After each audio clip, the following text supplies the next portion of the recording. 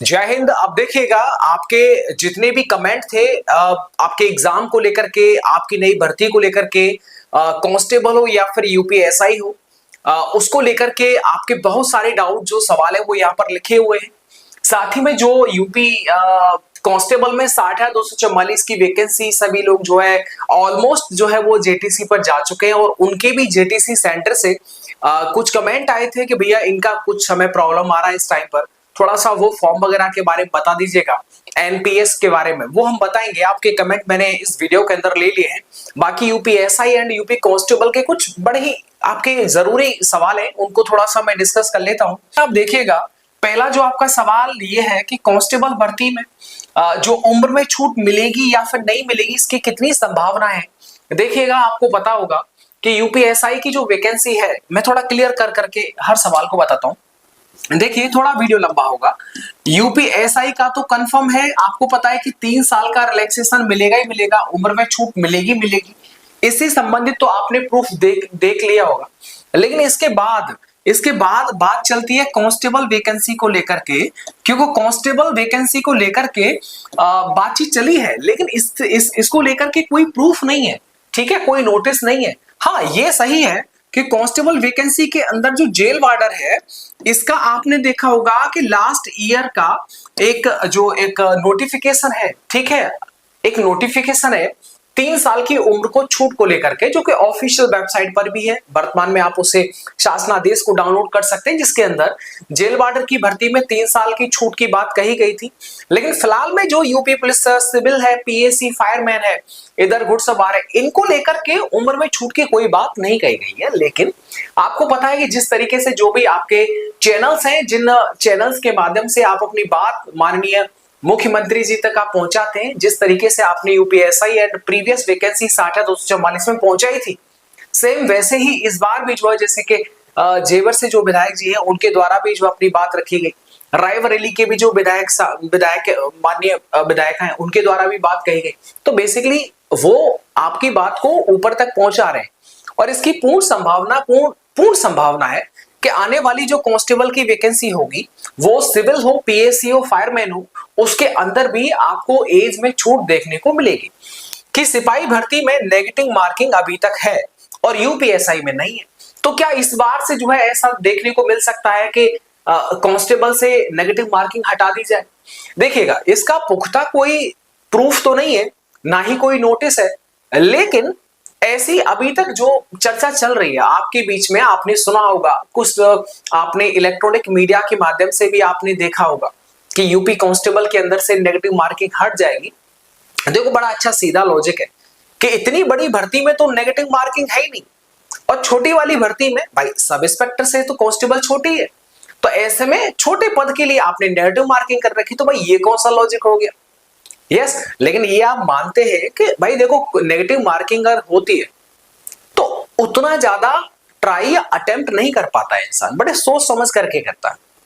उससे जो आपकी कट ऑफ होती है, वो भी जो होती है, वो ज्यादा प्रभावित होने से बच जाती है। बाकी देखने वाली बात होगी, अगर कोई भी प्रूफ आएगा या कोई भी नोटिस आएगा नेगेटिव मार्किंग से संबंधित, तो आपको उसका भी जो इंफॉर्मेशन दिया जाएगा, उसको लेकर के आप परेशान ना रहे। जानकारी आएगी नेगेटिव मार्किंग हट गई है या फिर नहीं, अभी तक तो चल रही है, आएगी तो आपको जरूर अपडेट किया जाएगा। फिलहाल में इससे संबंधित कोई ओरिजिनल अपडेट नहीं है। आगे देखिएगा यूपीएसआई में प्रत्येक सब्जेक्ट में, अच्छा, ये 35% और 50% का जो कंफ्यूजन है, एक कमेंट आया तो मैंने वो कमेंट यहां पर रख लिया, उसको भी मैं एकदम क्लियर कर देता हूं। देखिएगा, आपको पता है यूपीएसआई के अंदर 4 सब्जेक्ट होती है, नामी ग्रामी सब्जेक्ट, और ये वही सब्जेक्ट जो कांस्टेबल के अंदर आती है। मतलब आप कांस्टेबल की अच्छी तैयारी कर लेंगे तो यूपीएसआई भी आराम से निकल जाएगा। यूपीएसआई के लिए आपको मूल विधि, संविधान एक्स्ट्रा पढ़ना पड़ता है, बाकी चारों सब्जेक्ट सेम रहती है। आपने प्रीवियस ईयर के पेपर लगाए होंगे, उनको आपने ऑब्जर्व किया होगा, देखा होगा। इसके बाद अब एक चीज देखिए, ये थोड़ा मैं कंफ्यूजन खत्म कर देता हूं। जो ये 35% है, ये 4 सब्जेक्ट का है, मतलब ये सब्जेक्ट वाइज होता है। यानी आप देखिएगा, सीधी सीधी बात है कि आपको पता है यूपीएसआई के अंदर प्रत्येक सब्जेक्ट में 40 क्वेश्चन पूछे जाते हैं, जिनमें से कि आपको प्रत्येक सब्जेक्ट में 35% जो होता है वो स्कोर करना पड़ता है। अब 35% स्कोर कितना हो गया सर जी? लगभग मेरे भाई 14 क्वेश्चन हो चुके हैं। यानी कम से कम आपको प्रत्येक सब्जेक्ट में 14 क्वेश्चन करने पड़ेंगे। अब मान लीजिएगा आपने यहां पर 14 कर लिए, यहां पर 14 और यहां पर 14 और यहां पर 13 रीजनिंग में हो गए, तो आप डिस्क्वालीफाई हो जाएंगे, क्योंकि प्रत्येक सब्जेक्ट में आपको कम से कम 14 तो भाई होना ही चाहिए। एक और सवाल होता है, एक ये भी होता है कि भैया पिछली वाली भर्ती में हमने 14 कम से कम किए थे, लेकिन हमारा जो था वो फिर भी रह गया। कभी कभी क्या होता है, कभी कभी नहीं होता है, यूपीएसआई के अंदर जो नॉर्मलाइजेशन मिलता है वो सब्जेक्ट वाइज आपको नॉर्मलाइजेशन देखने को मिलता है, प्रत्येक सब्जेक्ट वाइज होता है। अब मान लीजिए कभी कभी क्या होता है कि नॉर्मलाइजेशन में नंबर बढ़ भी जाते हैं और कभी कभी नंबर घट भी जाते हैं, तो ऐसे में 14 से 13 हो गया, बाकी सभी में 14 14 थे, यहां पर 13 हो गया, तो अब आप रह गए, जबकि किए तो आपने 14 थे एकदम। तो ऐसे में आपको लगभग जो है 15 से 16 क्वेश्चंस तो कम से कम प्रत्येक सब्जेक्ट में होना ही चाहिए। अगर आधा एक ऊपर नीचे हो जाता है तो बैलेंस हो जाए, मेरे कहने का मतलब है। तो 35% जो होता है वो प्रत्येक सब्जेक्ट में आपको लाना होता है। अच्छा, ये 50% क्या है? ये 50% ये होता है कि ओवरऑल आपको पता है यूपीएसआई 400 नंबर का होता है, तो इसका 50% कितना होता है? 200। यानी कि भर्ती बोर्ड ये कहता है कि आपको कम से कम एक विद्यार्थी को कम से कम तो भाई 200 नंबर, तो 200 नंबर तो कम से कम उसे करना ही करना है, ठीक है? कम से कम जो उसे 200 नंबर तो लाने ही लाने होंगे। जैसे वैकेंसी मान लीजिए 10,000 है, अब हमको 9,000 तो मिल गए, लेकिन 1,000 का पेज फंसा हुआ है, तो 1,000 सीट भले ही खाली रह जाएंगी, लेकिन हमको जो 1,000 चाहिए वो कम से कम इतना हो कि भाई 200 से तो उसके ऊपर ही नंबर हो। और आपने देखा होगा कि आज जो कट ऑफ जाता है वो 300 से ऊपर जाता है, तो इसका तो विशेष कोई फर्क पड़ता नहीं है, लेकिन मेन फैक्टर होता है ये वाला, ठीक है? तो 35% का इस तरीके से एक चक्कर होता है। आगे देख लीजिएगा, क्या अब यूपीएसआई में 4,543 से ज्यादा पदों पर भर्ती आएगी? इसकी क्या संभावना है भैया? देखिए, इसकी संभावना जितना भर्ती लेट होगी, आगे खींचेगी, उतनी ही ज्यादा इसकी प्रबल संभावनाएं है कि इसकी जो वैकेंसी है, इनकी जो पदों की संख्या है वो बढ़ेगी। मैं आपको उदाहरण से समझाता हूं। पिछली बार जो वैकेंसी 9,000 के आसपास, उसमें आपने देखा होगा कि पहले जो बात कही गई थी वो लगभग 6,500 की बात कही गई थी, लेकिन जब नोटिफिकेशन आया, थोड़ा डिले आया और पदों की संख्या बढ़ गई। यस, ऐसा ही हुआ था या नहीं हुआ था? उससे पहले भी 2016-17 की भर्ती में भी ऐसा ही हुआ। इस एग्जाम्पल को छोड़ दिया जाए तो एसएससी जीडी को आप देख लीजिएगा, भर्ती जितना लेट आगे बढ़ जाती है, आगे खिंच जाती है, उतने ही पदों में संख्या बढ़ जाती है, क्योंकि समय के दौरान धीरे धीरे पद जो होते हैं वो खाली हो जाते हैं, कुछ रिटायर्ड हो जाते हैं, किसी की आकस्मिक मृत्यु, तो ये सब पद जो होते हैं सृजित हो जाते हैं, खाली होते चले जाते हैं और वो आगे वाली वैकेंसी में ऐड हो जाते हैं। यहीं पर मैं एक सवाल और ऐड कर देता हूं, ये तो खैर यूपीएसआई की बात है, लेकिन 60,244 में से लगभग 5 से 6,000 पद खाली रह गए, ये आप जानते हैं। भैया उनके लिए क्या करना चाहिए? देखिएगा, अभी फिलहाल में मैं जिस जगह खड़ा हूं उस जगह से तो बहुत कुछ नहीं कर सकता, और आप भी जान चुके होंगे एक दायरा होता है, उस दायरे से आप बाहर नहीं जा सकते। लेकिन आपको पता है कि अभी तक कैरी फॉरवर्ड का जो नियम है वही चल रहा है कि अगर किसी भर्ती में अगर पद खाली रह जाते हैं तो वो अगली आने वाली भर्ती में ऐड हो जाते हैं। जैसे अगली जो कांस्टेबल की वैकेंसी आएगी वो लगभग 20,000 के आसपास आएगी, तो हो सकता है कि 20,000 में और ये पद बढ़ जाए तो वो 26 से 30,000 के बीच में वो वैकेंसी हो जाए। ऐसा तो नियम है, लेकिन मुझे ऐसा लगता है, मेरा व्यक्तिगत ऐसा मानना है कि इसमें सेकंड यानी वेटिंग लिस्ट भी होनी चाहिए, ताकि पद जो है वो खाली ना रह जाए। या फिर ऐसा कर लीजिएगा कि जिस तरीके से जितने पद होते हैं उतनों का ही मेडिकल होता है, उसको बढ़ा दिया जाए।